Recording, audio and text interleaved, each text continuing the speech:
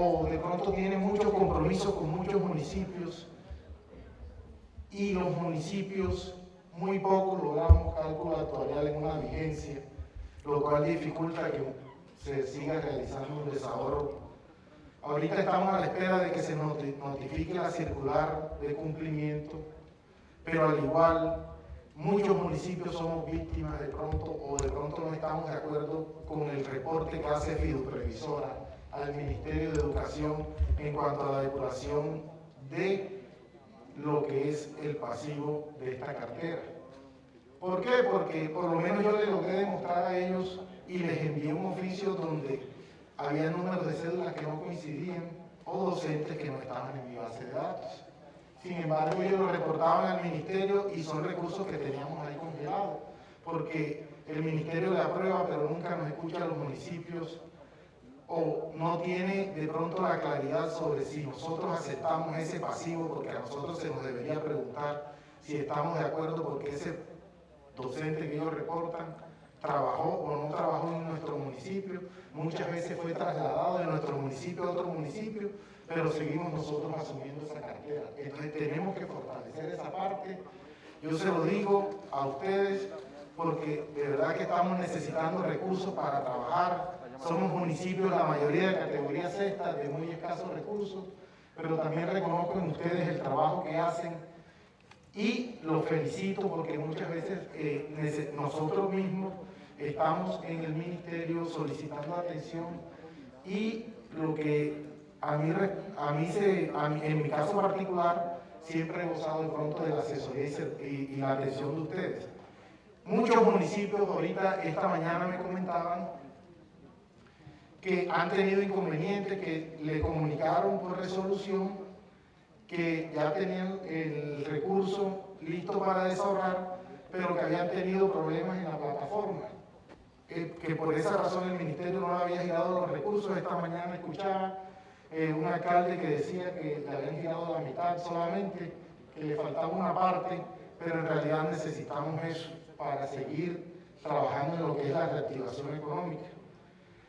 Sabemos que el desahorro del 100% se logró por un artículo del presupuesto que se aprobó el año inmediatamente anterior, pero nosotros necesitamos que ustedes nos ayuden con nuestro presidente para que este año, pues como él anteriormente había sacado un decreto extraordinario que se lo declararon posteriormente inexequible y pues todos fuimos víctimas de eso porque todos estábamos apuntando a trabajar con esos recursos, pero nosotros sabemos que ustedes pueden contribuir a que los municipios logremos que este desahorro este año se logre de manera más ágil y que en realidad se dé con un cubrimiento del 100%, porque con esa meta del 125 muy poco lo vamos a alcanzar. No sé si ustedes de pronto, yo me imagino ya ese tema está un poco claro. Además, estamos necesitando y de pronto le digo a los funcionarios del Ministerio de Hacienda, hago parte del municipio de Pibijay, Magdalena, de lo que es la subregión Río, que la conforman los municipios de Pibijay, Salamina, Piñón, y tenemos una erosión que nos está trayendo bastante dificultades en lo que es la comunicación, porque el río Magdalena está que se nos mete. Entonces, pues con Magdalena ya está trabajando en el plan maestro, pero también los invito a que se tenga en cuenta para que se nos asignen los recursos para que ese plan maestro se cumpla. Los municipios estamos esperando también, porque ahorita nos decían, a muchos nos bajaron los recursos porque la población del censo de nuestros municipios, con el último que hizo el DANE, la población bajó en muchos de nuestros municipios. Además de eso, nos damos cuenta que a nosotros se nos evalúa por la ley 617 en lo que a la eficiencia administrativa se refiere, teniendo en cuenta los ingresos corrientes de libre destinación. ¿Qué sucede? Que si los ingresos corrientes de libre destinación tienden a la baja por lo que se nos metió una pandemia en el año 2020 y las personas no cancelaron los impuestos a tiempo, todos los municipios tienden a la baja en cuanto al cumplimiento de esas metas. Eso en cuanto a la distribución de lo que es el SGP del año que viene. Entonces, sería bueno que se tenga en cuenta con lo que a planeación se refiere para que estos recursos se repartan y se tenga en cuenta que el año 2020 fue un año bastante difícil para todos los municipios de Colombia. De más está felicitarlos por su presencia acá en Cartagena, darle la bienvenida, decirles que cuentan con nosotros los alcaldes para el tema de reactivación económica en nuestros municipios. Seguimos colocándole el pecho, así como lo veíamos ahorita, que 9 alcaldes de nuestra querida Colombia fallecieron colocándole el pecho, porque si nos damos cuenta, aquí nosotros fuimos los únicos que no pudimos hacer aislamiento preventivo obligatorio, porque nos tocó salir a entregar mercados, nos tocó salir a repartir y a cubrir todas las necesidades que tenía la población en esos momentos, el que trabajaba día a día, el que no tenía con qué salir, y nuestras familias también estaban en riesgo. Es por eso que hoy les pedimos a ustedes que se coloquen la mano en el corazón y que apoyen la gestión nuestra, porque si bien es cierto, perdimos un año de nuestra gestión y nosotros nos hicimos elegir con la esperanza de sacar a nuestros municipios adelante y con una esperanza de que nuestros hijos y que nuestros paisanos tengan un mejor futuro. Así, señores del Ministerio de Hacienda, encarecidamente le pido, en nombre de todos los alcaldes, que solicitemos al presidente de la República que el desahorro nuevamente sea extraordinario, que busquemos la solución jurídica y que van a contar 100% con el apoyo de todos los alcaldes para decirle a nuestros pueblos que se hizo justicia. Que mi Dios los bendiga a todos y muchas gracias.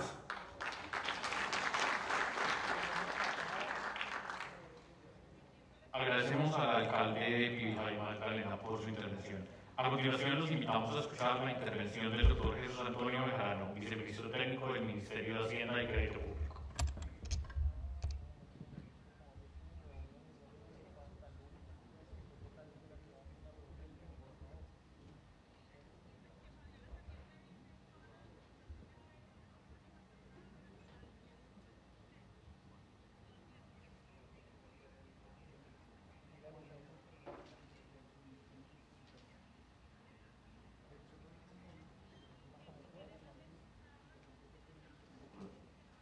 Buenas tardes a todos. Muchísimas gracias por permitirme compartir con ustedes la oportunidad de hablar un poco sobre reactivación económica, tanto a nivel nacional como a nivel territorial. Aprovechamos también esta oportunidad para escuchar algunas de las preocupaciones que cada uno de ustedes tiene. Estamos también acá con la doctora María Virginia Jordán, con el director de la SAE, para escuchar cada una de sus preocupaciones. Por mi lado, quiero hablar un poco no solamente de las preocupaciones de municipio por municipio, sino de todo el país, como todos como un agregado. ¿Por qué es importante esto? Porque acá tenemos que todos pensar no solamente en nuestro propio sector, sino tenemos que pensar todos como país. Y eso es muy importante. Entonces, tuvimos en el año 2020, como todo el mundo lo ha manifestado, tuvimos la contracción económica más grande de toda la historia. Peor que la contracción del año 99, peor que la contracción de 2008, peor que la crisis en los años 20, peor que la recesión del 82. Ha sido un golpe duro y más particular aún, ha sido un golpe completamente ajeno a nosotros y que ha afectado a todo el mundo. Esta pandemia que nos dejó una serie de desafíos, un desafío social, un desafío económico y un desafío fiscal. Claramente, porque un desafío social. Todos los indicadores de pobreza se dispararon debido a los cierres y debido también a la baja demanda externa, es decir, bajas exportaciones, porque todo el resto del mundo estaba cerrado. Entonces, eso disparó los indicadores, los índices de desempleo y generó una pérdida de hogares, especialmente en los hogares más pobres y en los pobres extremos.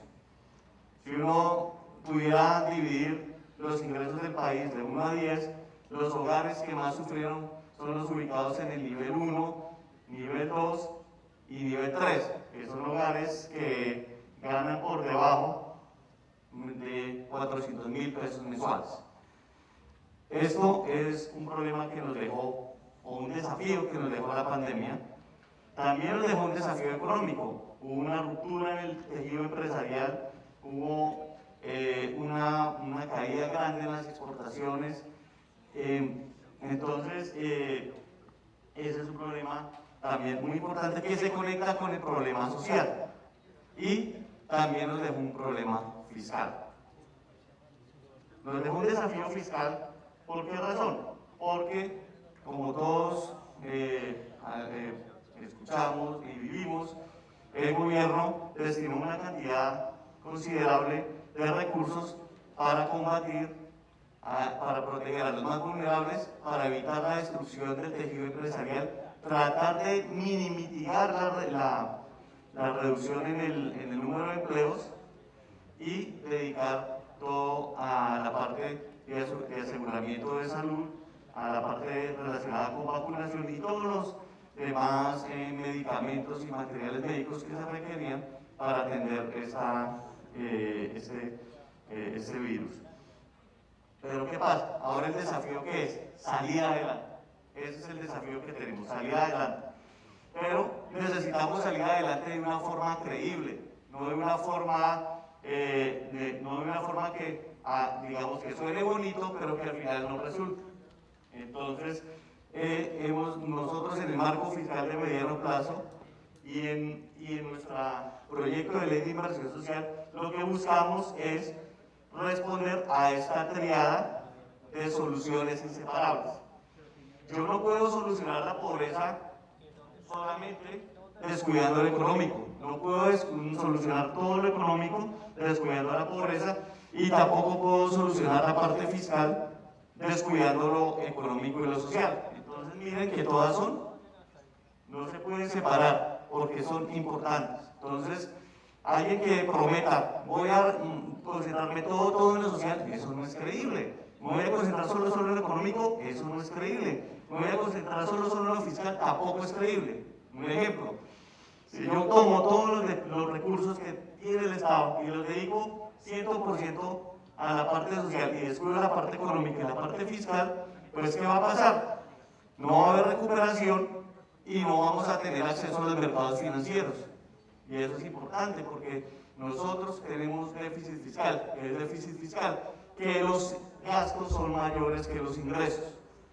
Entonces nosotros necesitamos financiar eso y nuestros gastos pues son gastos que son bastante rígidos. Entonces necesitamos financiar eso. Entonces si yo me voy solo a lo social, listo, descuidé, no pago, no tengo cómo pagar, ¿qué va a pasar? No me van a prestar y después no voy a tener con qué pagar el resto. Entonces, y esto no es un juego de una vez, es un juego permanente. ¿Qué pasa si me voy solo al económico? Entonces me voy solo al económico, reactivación, inversión. La inversión, como todos ustedes, toma tiempo. Pero si yo dedico todos los recursos a lo económico, descuido la pobreza, pues eso va a generar un malestar en la sociedad, como ya lo hemos vivido unos meses atrás. Lo mismo. Entonces, no, esa política tampoco es creíble. Entonces, listo, vamos a solamente concentrarnos en la política fiscal. Vamos a asumir impuestos, a apretar el cinturón para tener que pagar y que nos presten.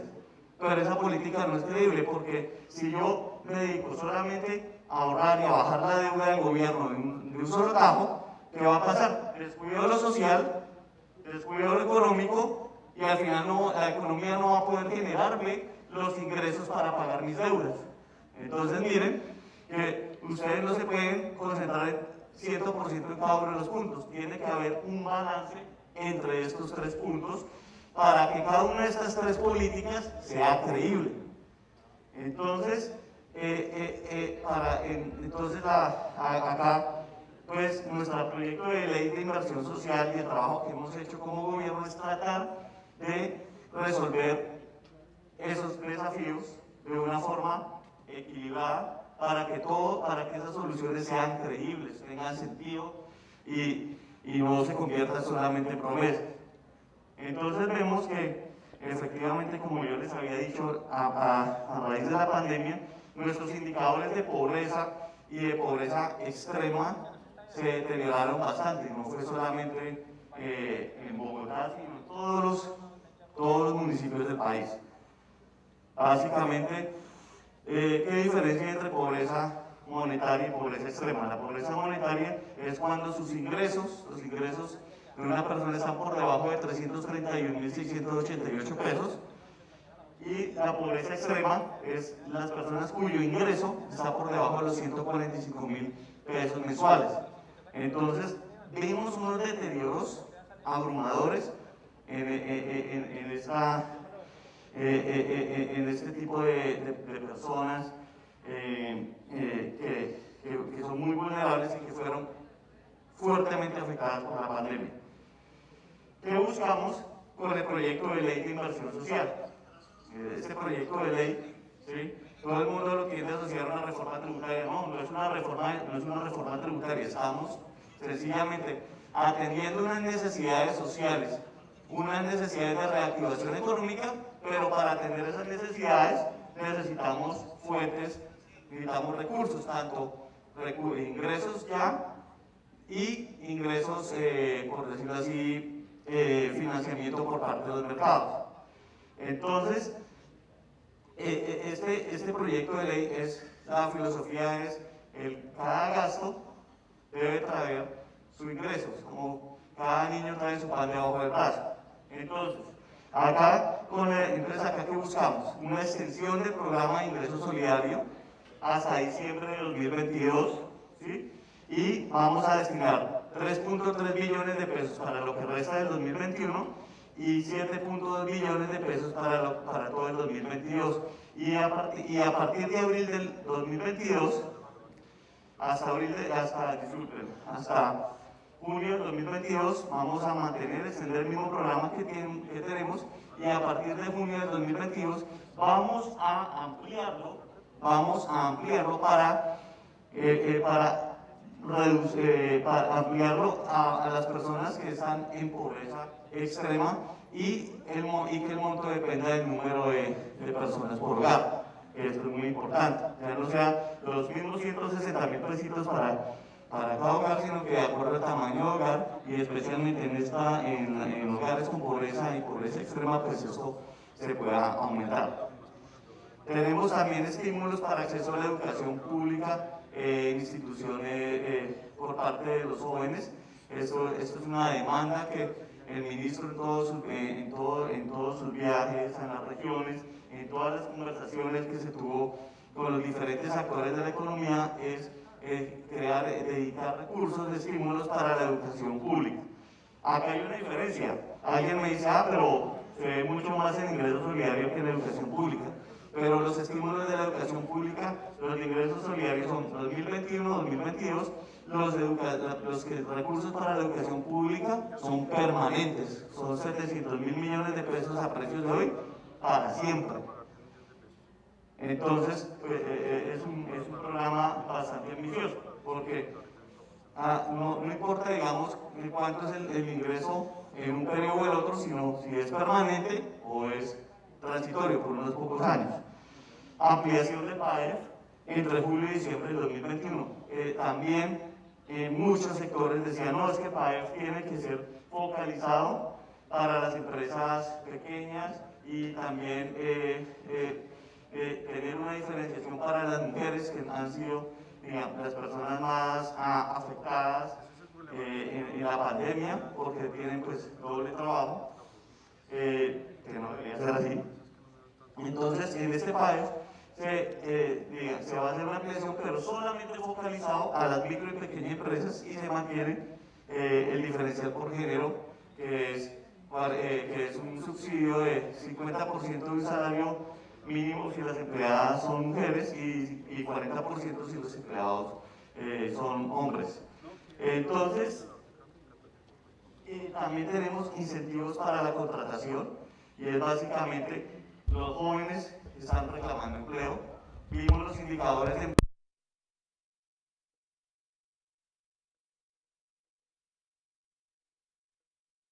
28 años. Entonces, hay una necesidad imperiosa, y ¿cómo lo vamos a solucionar? Es dándole incentivos a las empresas para contratar a estas personas jóvenes. ¿Cuáles son esos incentivos? El pago de la seguridad social de las personas que contraten entre los 18 y los 28 años. Con eso, ¿qué esperamos? ¿Qué esperamos con esto? Esperamos una reducción, esperamos volver en el 2022 a niveles de pobreza prepandemia, inclusive inferiores, tanto en pobreza monetaria como en pobreza extrema. ¿Y qué explica eso? Tiene dos explicaciones, y por eso acá van a ver otra vez el triangulito de los desafíos que no se pueden separar.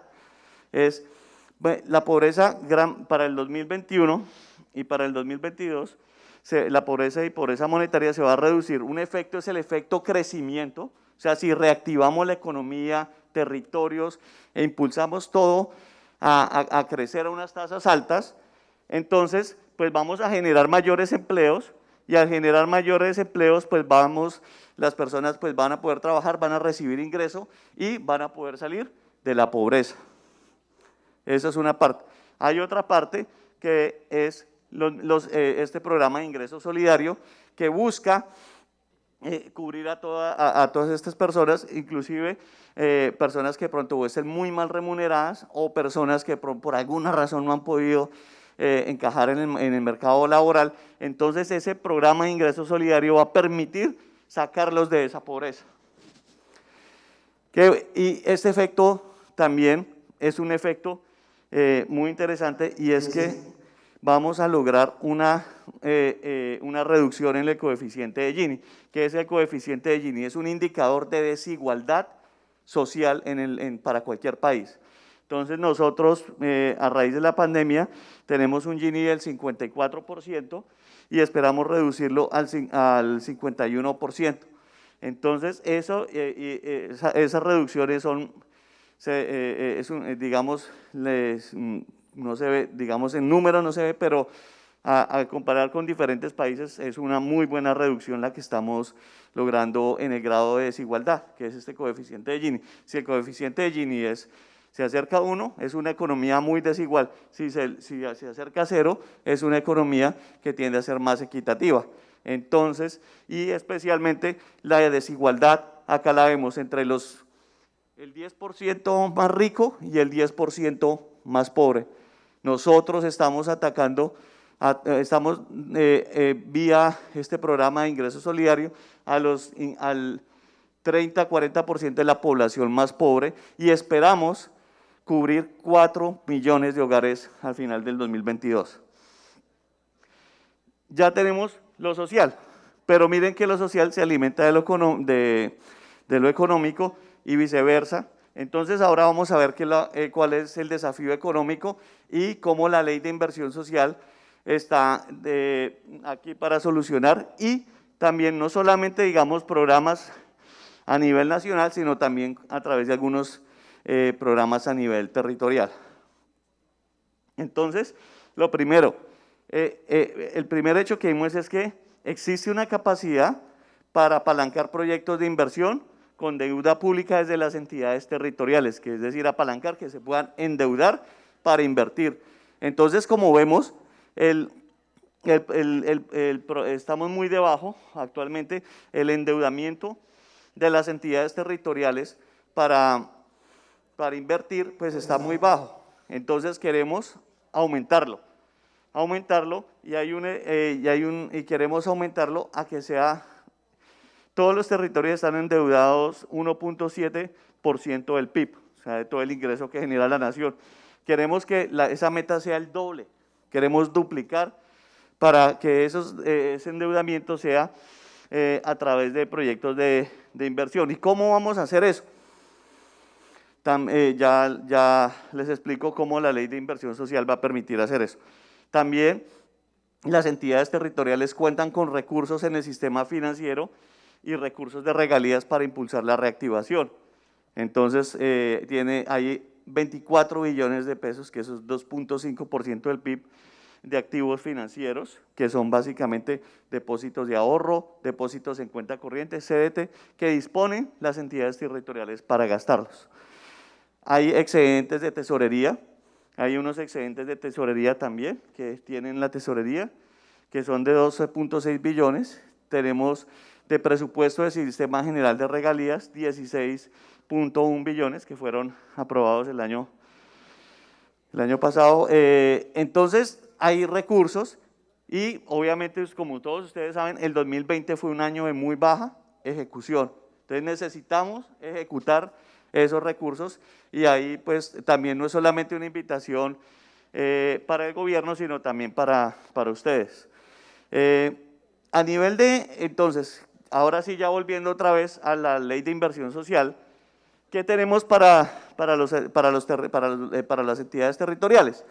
Tenemos, entonces se va a financiar hasta el 50% del déficit operacional derivado de la pandemia de los sistemas integrados de transporte. Si tenemos un sistema masivo de transporte quebrado, pues no nos vamos a poder recuperar, necesitamos que la gente tenga cómo llegar a sus trabajos de una forma eficiente.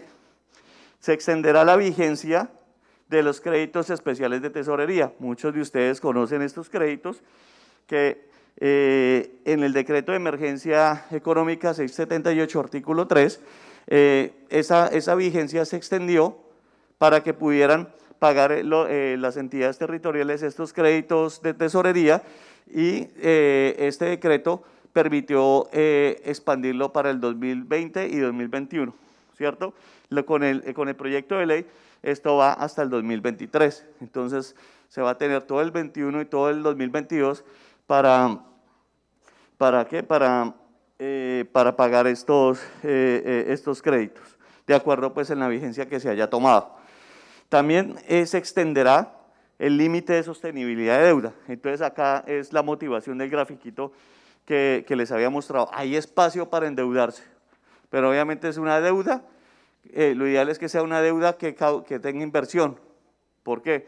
Porque si uno se endeuda para invertir, pues uno espera que la tasa de retorno de esa inversión sea mayor que la tasa a la que se esté endeudando y ahí hay una ganancia tanto financiera como social. Tenemos también, entonces para eso se extenderá el límite de sostenibilidad de deuda del 80% al 100% de la relación de la deuda sobre los ingresos corrientes, es decir, ya se pueden, la idea es que no se endeuden hasta el 80, sino hasta el 100, y si aún si pasan el 100%, si la deuda de ustedes está calificada por debajo, por encima de lo que más bien por igual o encima de lo que está calificada la nación, podrán endeudarse sin tener que hacer todos los trámites que se requieren en el Ministerio de Hacienda. Entonces se va a facilitar ese endeudamiento. Las líneas de crédito con tasa compensada, entonces van a haber unas líneas de crédito con tasa compensada que permita a los municipios, que permita empresas básicamente y a las entidades territoriales acceder a capital. Entonces, de eso pues ya les hablarán más tarde. También a nivel nacional, ¿qué buscamos para reactivar la economía? Muchos de sus municipios viven de la hotelería y del turismo, entonces la idea es ampliar esta exención a los servicios de hotelería y turismo hasta 2022. Esto para apoyar la reactivación de uno de los sectores más afectados de esta pandemia.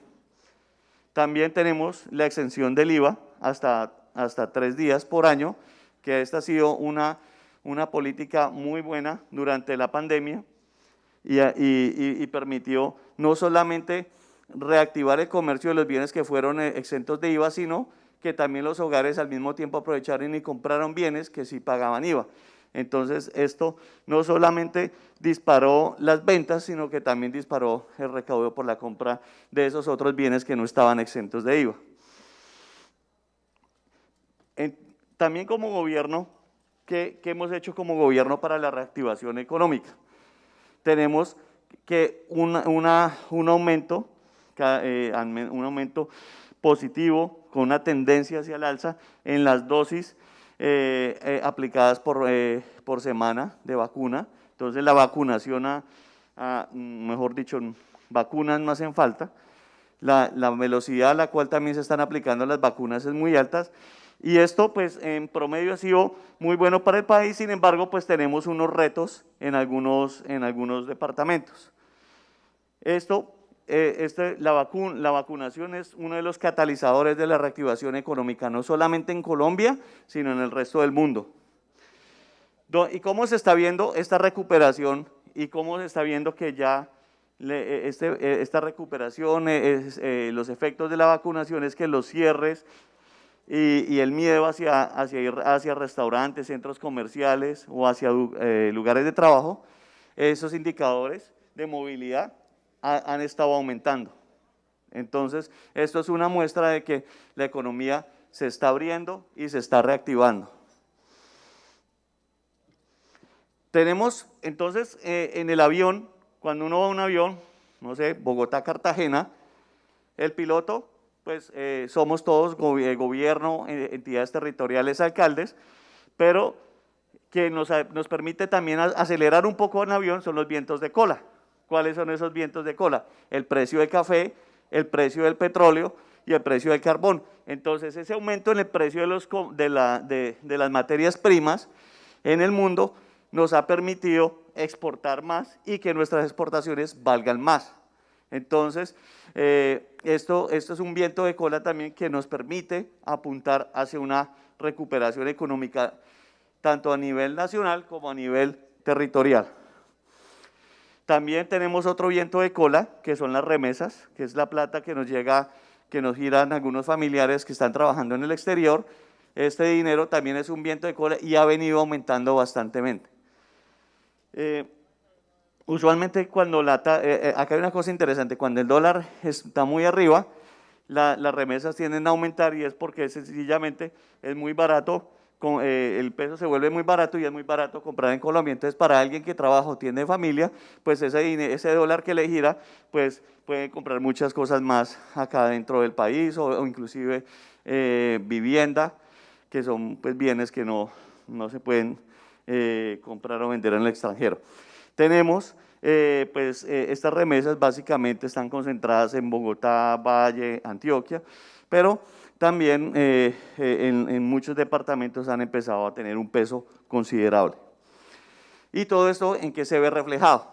En aumentos en los indicadores de confianza del consumidor. Entonces tenemos el índice de confianza industrial, el índice de confianza comercial y de confianza al consumidor. Entonces, acá vemos un aumento. Esperamos un crecimiento de 6% para el 2021, 4,3% para el 2022, inclusive puede llegar a ser más, y en línea con este crecimiento vamos a reducir empleo y vamos a reducir pobreza. Finalmente, ya acá para cerrar, la parte fiscal. Entonces, en la parte fiscal vamos básicamente a conseguir esos ingresos permanentes para que nos puedan prestar. Es muy diferente un banco, los países funcionan como los bancos. Si yo voy a un banco y tengo unos ingresos por un contratico de un año, y llega otra persona con los mismos ingresos, pero tiene un trabajo de tiempo estable, ¿a quién le van a prestar más? Al que tiene los ingresos más estables. Lo mismo pasa con los países. Si nosotros logramos demostrar una senda de ingresos fiscales estables, es decir, que tengamos con qué pagar, pues vamos a poder sostener estos programas económicos y sociales. Y para eso, básicamente, tenemos que aumentar nuestros ingresos tributarios, que es básicamente sin afectar personas naturales, sin afectar clase media, y básicamente acá pues las empresas hacen un aporte solidario en un aumento en el impuesto a la renta del 30 al 35%, una reducción en los beneficios tributarios del ICA a las empresas. También hay una austeridad en el gasto público, y tenemos le vamos a dar dientes a la DIAN para reducir la evasión, porque pues acá hay muchos evasores en el país.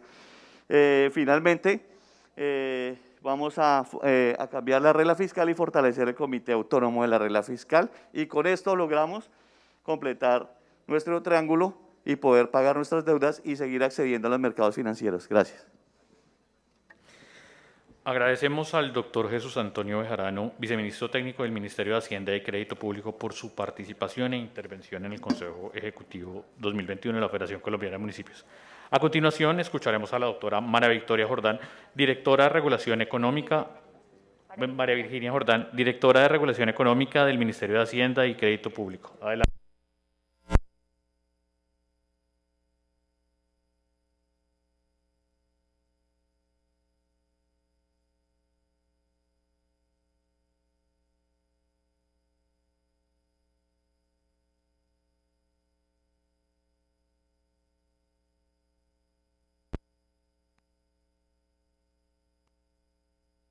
Hola.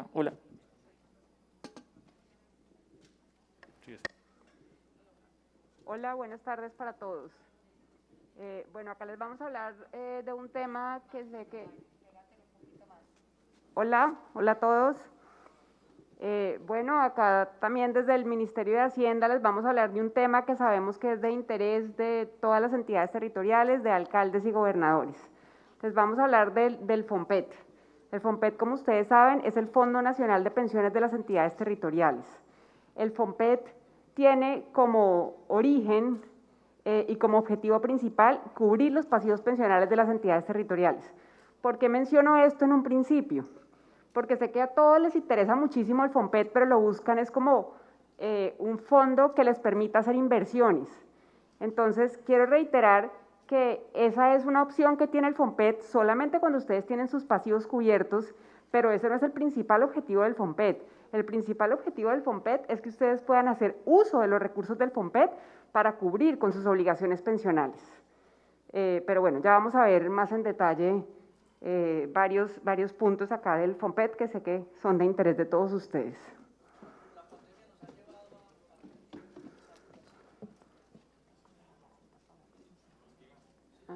Vale, está bien.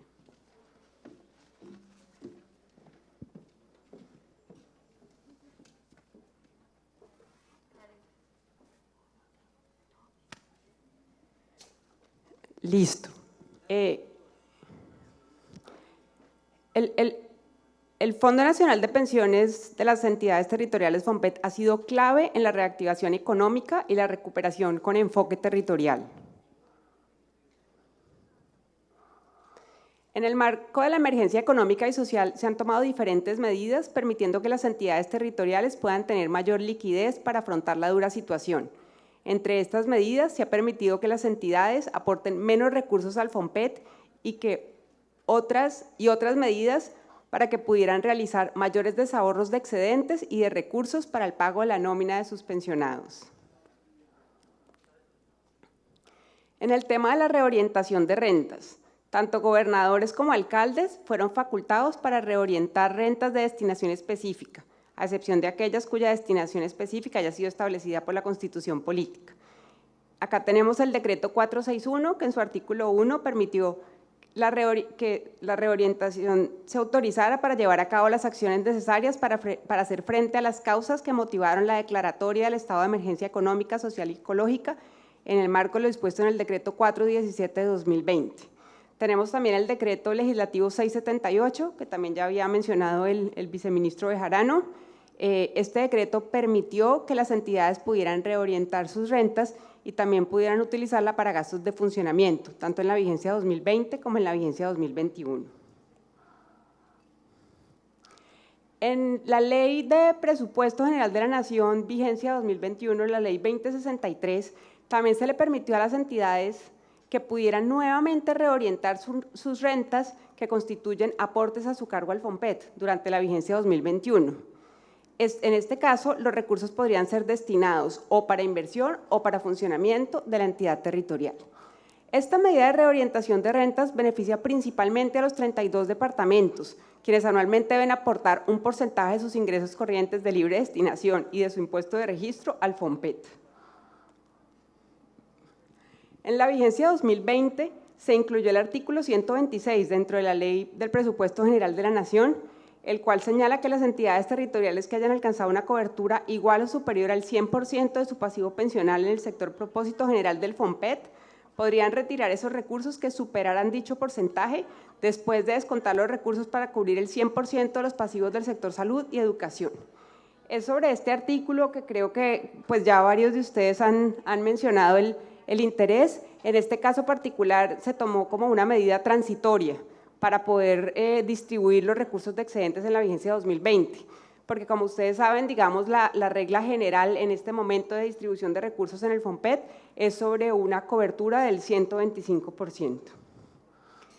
En aplicación del artículo 126, el total de excedentes solicitados por las entidades territoriales ascendieron alrededor de 1 billón de pesos, los cuales se autorizaron por medio de 4 resoluciones expedidas en el mes de diciembre. Con esta posibilidad de desahorro de excedentes se vieron favorecidos alrededor de 470 entidades territoriales. En este caso fueron principalmente los municipios, a diferencia de la medida que permite la reorientación de rentas. Este tema es clave porque este sí favoreció tanto a municipios como a departamentos y era la posibilidad de tener mayores desahorros para el pago de mesadas pensionales. Ustedes se acuerdan que normalmente la posibilidad de utilizar recursos FOMPET para el pago de mesadas pensionales dependía del porcentaje de cobertura que tuviera la entidad territorial en el sector propósito general. Pero en el año 2020, la ley de presupuesto quedó que las entidades territoriales podían pagar el 100% de sus mesadas pensionales con recursos FOMPET.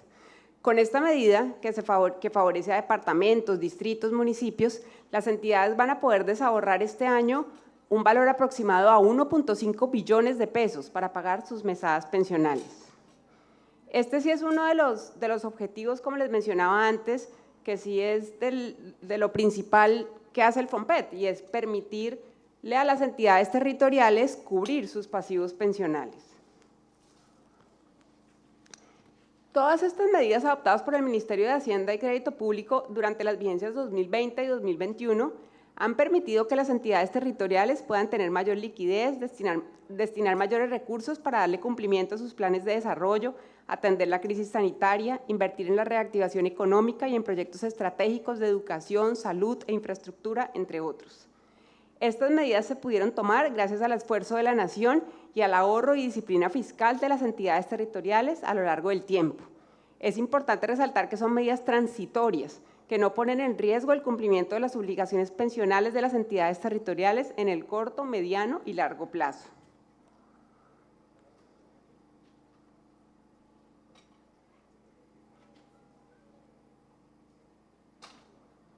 Tenemos problemas logísticos, no vemos la presentación.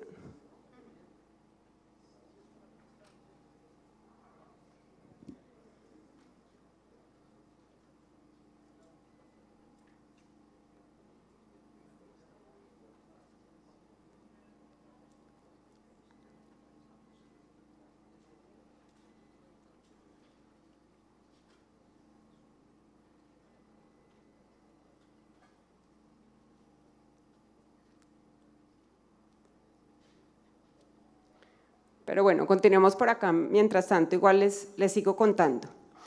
Un tema que mencionaron ahorita era el tema de los giros pendientes de los excedentes que se tenían del año 2020. Entonces se preguntaban el por qué se había dado una demora en el giro de alguno de estos recursos o por qué se habían hecho giros parciales. Entonces quiero explicarles un poquito el tema. En el año 2020, como les mencionaba, se autorizaron alrededor de 1 billón de pesos para distribuir en excedentes. Las entidades territoriales que rápidamente pudieron pasar sus cuentas bancarias en los meses de diciembre, enero, febrero e incluso principios de marzo, se les pudo pagar rápidamente estos excedentes. Pero ya los que en el mes de marzo, marzo, abril, mayo, solicitaron estos recursos, pues no se les pudo pagar en su totalidad, de una forma directa. Con este cuadrito trato de explicarles un poquito lo que sucede. Teníamos en diciembre de 2020 un portafolio en el FOMPET de alrededor de 55 billones. La caída en el portafolio, a su vez la caída en la unidad FOMPET, se da en los meses de marzo, abril, mayo, donde ya en promedio no tenemos un portafolio de 55 billones, sino de 53 billones. Entonces, estas resoluciones que se hicieron en el mes de diciembre de 2020 se hicieron basadas en las fuentes que se tenían a diciembre de 2020. Y como ustedes saben, son resoluciones muy exactas, ¿no? Les habla de fuentes específicas.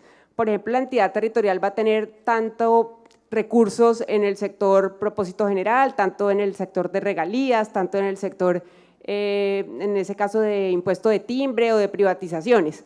Cuando se baja el portafolio, pues ya no tenemos las fuentes exactas para poderles pagar. Entonces, se divide como en 3 momentos en el tiempo, como les mencionaba. Los que pidieron los recursos en diciembre, enero, febrero, marzo, inicios de marzo, se les pudo pagar la totalidad. Los que la empezaron a partir de marzo, en ese momento se detuvieron los giros y estábamos esperando que se pudieran recuperar los portafolios para poderles pagar en su totalidad. Los portafolios no se recuperaron rápidamente, pues como vemos incluso al mes de junio no se ha recuperado tampoco en la totalidad. Entonces lo que decidimos fue hacer giros parciales. Y esto no se hacía de una forma discrecional, se hacía era dependiendo de si usted tenía la fuente cubierta o no tenía la fuente cubierta. Cuando les hicimos estos giros parciales, les enviamos una notificación explicándoles qué fuentes les habíamos pagado y qué fuentes quedaban pendientes de pago, para que ustedes tuvieran claridad también por qué se habían pagado estas fuentes y por qué no se habían pagado las otras fuentes. Pero para tranquilidad de todos ustedes, tenemos igual el compromiso de poder pagar estos giros pendientes, ya sea porque en el mes de julio y agosto veamos que se recupere el portafolio, o si no hay esa recuperación del portafolio, pues vamos a generar nuevas resoluciones, donde las entidades territoriales van a recibir el mismo monto de los recursos, pero de pronto con algunos cambios de fuente. Pero tengan la seguridad que el monto completo lo van a recibir, y la idea es que lo puedan recibir en el mes de agosto. Ese es, digamos, un compromiso que tenemos desde el Gobierno Nacional. Bueno, acá me dicen que ya básicamente mi tiempo se está agotando, entonces les voy a hablar rápidamente de unos puntos que para nosotros desde el Ministerio de Hacienda son claves, y es que todos los trámites ante el FOMPET son gratuitos, no tienen ningún costo, y la idea es que las entidades territoriales lo puedan hacer de forma directa. Nadie tiene por qué cobrarles un peso a ustedes para que puedan hacer los trámites ante el FOMPET, ¿sí? Esto es bien importante que lo sepan.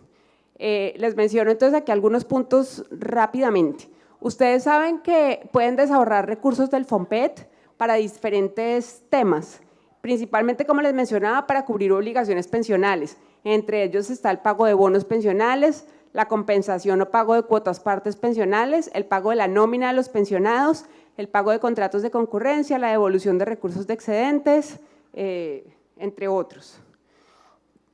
Ustedes saben que algunos de estos desahorros dependen del porcentaje de cobertura. Aquí está el que ustedes nuevamente mencionaban, que quisieran que el desahorro se hiciera sobre el 100% y no sobre el 125%. Es clave que sepan que hay otros tipos de desahorros que no importa el nivel de cobertura, como el pago de bonos, el pago de mesadas pensionales. Es clave que todos ustedes pudieran hacer uso del pago de mesadas pensionales. Esto les permite liberar los recursos de libre inversión con los que ustedes inicialmente iban a cubrir esta responsabilidad pensional. Entonces, es clave que puedan hacer uso de eso. Algo que les mencionaba cuando les decía que ustedes podían directamente hacer todos los trámites ante el FOMPET, para esto necesitan entonces hacer uso, digamos, de la sede electrónica, que es lo que mencionamos. La sede electrónica se necesita entonces tener usuario, tener contraseña, esto está a nombre del representante legal de la entidad territorial. En el FOMPET tenemos guías para todo. Si ustedes se meten a nuestra página, acá está, digamos, cómo podrían encontrar, digamos, estas guías. Encuentran que hay guías para todo. Guía para crear el usuario, guía para crear la contraseña, guía para cumplir los requisitos habilitantes, para desahorrar nómina, para desahorrar excedentes, para lo que ustedes quieran. Por eso les menciono que es algo tan didáctico que no necesitan a un tercero para que les ayude a hacer este trámite. Ustedes no tienen por qué repartir los recursos públicos en algo a lo que no se debe, porque esto… Para eso está el Ministerio de Hacienda, para asesorarlos, para que ustedes lo puedan hacer de forma directa, sin nunca buscar a un tercero, digamos. Entonces, como les mencionaba, la idea es que ustedes pueden tener estas contraseñas, estos usuarios, entran a la plataforma electrónica, entran al sistema de información. Ustedes en el sistema de información también pueden entrar y pueden revisar cuántos aportes tiene su entidad territorial, cuál es el último dato del pasivo actualizado, cuáles son sus diferentes fuentes. Todos estos datos ustedes los pueden revisar. Esto no es un dato que sea público para todas las entidades, es público para cada entidad que entra con su usuario y con su contraseña. Ustedes saben que deben cumplir con unos requisitos habilitantes, todo esto lo deben hacer en la sede electrónica, deben bajar todos los formatos que estén actualizados, no permitan que otra entidad territorial se los comparta porque de pronto tiene otros datos o no es un formato actualizado, bájenlo ustedes mismos desde su entidad territorial. Hay diferentes requisitos habilitantes, acá se llama certificado de excedentes, certificado de nómina de pensionados, cumplimiento del régimen pensional y formato de venta de activos, certificado del régimen pensional, los documentos del representante legal de la entidad territorial. Otro aspecto que es clave, que ustedes saben, para poder retirar cualquier recurso ante el FOMPET, deben estar al día con el FOMPET. Entonces, si ustedes no han hecho sus aportes, revisen si los pueden cancelar de forma directa o si necesitan hacer un acuerdo de pago que les permita estar al día con el FOMPET. Tampoco deben tener deudas con el Sistema General de Pensiones, o si lo tienen, tienen que demostrar que están haciendo algunas acciones para poder saldar estas deudas que tengan con el Sistema General de Pensiones. Deben enviar la información a PasivoCol en los tiempos requeridos. Acá, bueno, todo el proceso, como cambió un poco el tema de nómina de pensionados, entonces deben hacer un proceso inicial de cruce de base de datos con PasivoCol. Ahorita que estamos en época, digamos, de la virtualidad, ustedes saben, como mencionaba también el alcalde, normalmente ustedes iban al Ministerio de Hacienda a cualquier hora y siempre encontraban a un funcionario del FOMPET que los podía atender. En este momento no estamos en la presencialidad, pero igual si ustedes escriben un correo electrónico, atencioncliente@minhacienda.gov.co, para encontrar respuesta a sus dudas, también pueden pedir una reunión de forma virtual por la plataforma Teams. Este es el calendario de desahorros. Como mencionaban, todavía no hemos entregado la carta circular, apenas les entreguemos la carta circular donde les hablemos del nivel de pasivo y la posibilidad de desahorro, ustedes ya pueden empezar su trámite para solicitar el desahorro en caso de que la circular se los permita como tal. Sin embargo, saben que durante todo el año pueden pagar bonos, pueden pagar mesadas pensionales.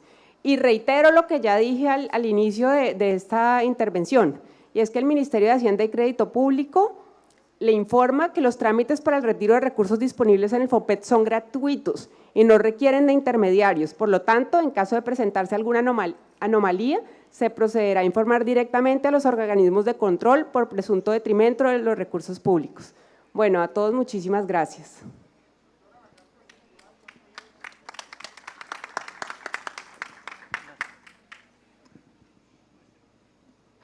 Agradecemos a la doctora María Virginia Jordán por su intervención y para finalizar este panel escucharemos la intervención del doctor Andrés Alberto Ávila, gerente general de la Sociedad de Activos Especiales SAE.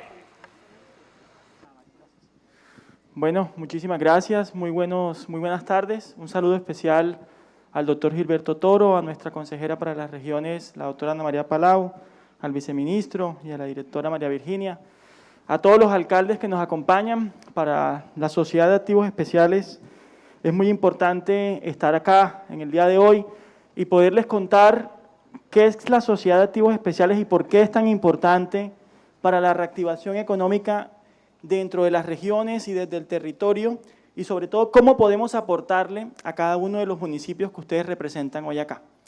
Hay varios aspectos que son claves contarles para que ustedes entiendan un poco cómo funcionamos. Nosotros somos hoy en día la inmobiliaria más grande del mundo en administración de bienes de origen ilícito. También somos el holding de industria más grande que tiene Colombia. Nosotros estamos administrando más de 23.235 inmuebles en todo el territorio nacional. Tenemos más de 1.748 sociedades y tenemos 5.515 medios de transporte, tenemos joyas, tenemos semovientes, tenemos sustancias, tenemos obras de arte. En sí, tenemos más de 8.5 billones de pesos en activos. Y parte de lo que estamos buscando, si ustedes ven el mapa y la concentración de lo que nosotros tenemos en todo el territorio nacional, es que estos activos no solamente sirvan para generar recursos para fortalecer la lucha contra el crimen organizado y la lucha contra las drogas, sino por mandato de nuestro presidente Iván Duque, que sean parte de la reactivación económica y también parte de la reactivación y de la inversión social que se requiere en cada uno de los municipios de Colombia. No hay un municipio, si bien acá se ve muy, digamos, marcado en algunos territorios del país, no hay un municipio en donde nosotros no tengamos activos actualmente. Y de los más de 150 municipios que están aquí hoy invitados, nosotros pudimos validar que tenemos 3.600 inmuebles en todo el territorio que ustedes representan. Entonces, parte de la invitación es que estos activos tienen que servirles para que ustedes puedan con ellos generar varias rutas que les voy a presentar. ¿Dentro de qué se enmarcan estas rutas? Lo primero, quiero contarles que nosotros administramos un fondo. Este fondo se llama el Frisco, se llama Frisco porque sus letras significan Fondo de Rehabilitación, Inversión Social y Lucha contra el Crimen Organizado. Y tiene unos objetivos que son muy claros. Primero, fortalecimiento del sector justicia, inversión social, política de drogas, desarrollo rural, atención y reparación a las víctimas del conflicto. Esto, por supuesto, es muy transversal a todo lo que tiene que ver con la reactivación económica. ¿Y cómo lo podemos hacer? ¿Cómo SAE puede ser parte de esa reactivación y cómo puede apoyar a cada uno de los municipios de este país? Bajo los siguientes procesos. Primero, nosotros podemos transferirle a los municipios de Colombia predios extintos para el desarrollo de proyectos de vivienda de interés social. Esto fue incorporado desde la Ley 1537 del 2012, pero fue fortalecido en la Ley Nacional del Plan de Desarrollo del presidente Iván Duque y también en la Ley de Presupuesto. Nosotros tenemos ya casos palpables que queremos replicar en cada uno de los municipios de Colombia. Por supuesto, aquí los vamos a invitar a que pasen a nuestro stand y verifiquen qué inmuebles tenemos en sus municipios que puedan reunir estas condiciones y que podamos nosotros transferirles a título gratuito, que es lo que está incentivando el presidente y nuestro ministro de Vivienda, Jonathan Malagón. Varios casos para mostrarles. En Medellín, hace tan solo 2 semanas, incluso en compañía de nuestra consejera Ana María, entregamos al municipio más de 7 hectáreas, avaluadas en 67.000 millones de pesos, en las cuales se pueden construir más de 3.000 viviendas de interés social. También en la ciudad de Leticia entregamos 7.2 hectáreas, también para el desarrollo de vivienda de interés social. En la ciudad de Cali estamos trabajando y hemos entregado más de 6 inmuebles que servirán para realizar más de 1.300 viviendas de interés social. Y en los próximos meses vamos a entregar casi 3 hectáreas adicionales para poder aportar en todo lo que tiene que ver con el desarrollo de la vivienda en esta ciudad. Así como lo hemos hecho en estas ciudades principales, también estamos trabajando con municipios como Calima del Darién, en donde esperamos poder entregar predios que pueden servir para estos efectos en los próximos meses. Estamos trabajando con Barranquilla para poder entregar más de 23 hectáreas que pueden servir para la construcción de vivienda de interés social. Y la invitación es que miremos los predios que tenemos extintos y que podamos validar si en sus municipios algunos de estos pueden cumplir con estos requisitos. ¿Cuáles son los requisitos? Son muy sencillos. Tienen que estar extintos al 100%, tienen que ser predios que se encuentren dentro del perímetro urbano, tienen que ser aptos de acuerdo al Plan de Ordenamiento Territorial para la Construcción de Vivienda y deben encontrarse fuera de zonas de reserva de obra pública o de infraestructura del nivel nacional. El procedimiento también es muy sencillo. Nosotros trabajamos de la mano con ustedes, hacemos la solicitud, se hace una validación de la disponibilidad, manifestamos un compromiso a cargo de la entidad territorial de que es para vivienda de interés social.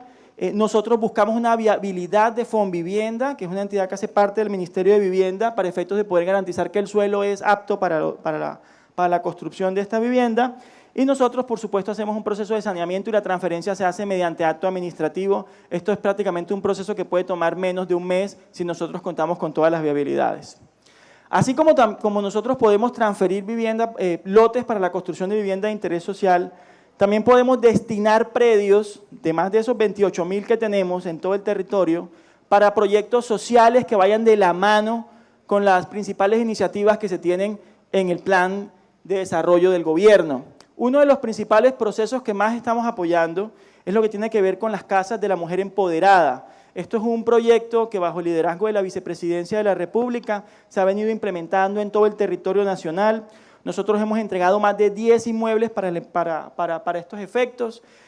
Aquí podemos ver 2 ejemplos importantes, uno en ese es en Ibagué, hemos entregado un predio en Quibdó, también hemos entregado predios en Bucaramanga, y parte de lo que queremos decirles hoy es, estos predios pueden servir para los proyectos sociales que ustedes tienen. También pueden servir para casas refugio, así lo estamos haciendo, hemos entregado más de 15 inmuebles, ¿sí? Y parte del tema es que tenemos 28.000, entonces queremos en esos 3.600 que están aquí presentes, que ustedes vean la posibilidad de adquirir uno de estos activos para efectos de poder aportar a estos proyectos sociales. Es muy sencilla la ruta también, simplemente una solicitud, nosotros hacemos unas validaciones de disponibilidad, emitimos un acto administrativo, ustedes tienen que constituir una garantía que por supuesto respalde todo lo que tiene que ver con el pago del predial y algunos gastos de mantenimiento y hacemos una entrega material. El procedimiento es muy sencillo, pero hay algo que también es importante y que ustedes tienen que tener en cuenta. La Sociedad de Activos Especiales también ha venido desarrollando una serie de normas que les va a permitir hacerse a estos predios, la transferencia de dominio de estos predios mediante el cruce de cuentas con pasivos que tiene la entidad por predial o por valorización en cada uno de sus municipios, y también podemos hacer una dualidad en la que no solamente garantizamos que con cruce de cuentas por predial ustedes puedan tener el activo, sino que si las deudas son menores, nosotros también permitimos, si somos la única entidad en Colombia que permite que se pague un activo o un inmueble con vigencias futuras, al plazo que su consejo le autorice para poderme pagar el activo. Entonces, aquí hay casos muy importantes que hemos hecho. En Leticia transferimos un lote al municipio para la construcción de la planta de tratamiento de aguas residuales. Este tipo de predios no se pueden destinar porque uno no puede hacer inversiones importantes en predios que son prestados. Entonces, en este caso, lo que nosotros hicimos fue permitirle al municipio que vía cruce de cuentas teníamos un pasivo de más de 800 millones de pesos. También nosotros le dijimos, mire, no solamente el cruce, sino que páguemelo con vigencias futuras, y de esa forma el municipio, sin hacer un esfuerzo muy grande, se pudo quedar con un predio que costaba 1.500 millones de pesos, en donde más de la mitad del predio fue con cargo a cruce de cuentas por predial. Entonces, esto es un ejercicio muy interesante, lo estamos haciendo también en municipios de Cundinamarca, en municipios de Boyacá, en municipios del Atlántico, en donde le estamos diciendo a los alcaldes, cuenten con estos activos para el desarrollo de sus proyectos de infraestructura, y nosotros garantizamos que puedan utilizarlos sin ningún tipo de esfuerzo más allá del cruce de cuentas y de las vigencias futuras. También les estamos diciendo, podemos constituir mecanismos fiduciarios con los predios del Frisco. Nosotros podemos transferir el dominio de estos predios a patrimonios autónomos siempre y cuando exista la voluntad de la Secretaría de Planeación de catalogar estos proyectos como proyectos de interés municipal que sirvan para el impacto y para el desarrollo económico del municipio. En tal sentido, puedo contarles que aquí, entre Cartagena y Barranquilla, estamos trabajando con la Alcaldía de Cartagena para declarar un predio de más de 750 hectáreas que puede servir para el desarrollo de un complejo turístico y hotelero que va a ser prácticamente el más importante del Caribe colombiano. Entonces, esto puede garantizar la reactivación económica del municipio y del departamento del Bolívar, trayendo una inversión que permite que nosotros parqueemos el predio y nos paguen el predio de acuerdo al avance y a la programación del proyecto. Es decir, no me lo tienen que pagar de contado, sino que si el proyecto tiene una generación de ingresos que puede demorar entre 20 y 30 años, dentro de ese mismo periodo se puede pagar el predio. Entonces, con esto nosotros podemos atraer toda la inversión extranjera que se requiera para garantizar la reactivación económica del territorio. Estos son los temas que nosotros desde la SAE estamos impulsando. Parte de lo que queremos decirle es, estos predios que son más de 28.000, aquí hay más de 3.600 listos, están al servicio de todos los alcaldes. El mandato del presidente es ese, garanticemos que puedan servir para la reactivación económica, y desde la Sociedad de Activos Especiales, a través del stand que tenemos aquí dispuestos, estaremos muy atentos a poder apoyarlos para que ustedes puedan hacerse a los mismos y puedan utilizarlo dentro de sus proyectos. Muchísimas gracias.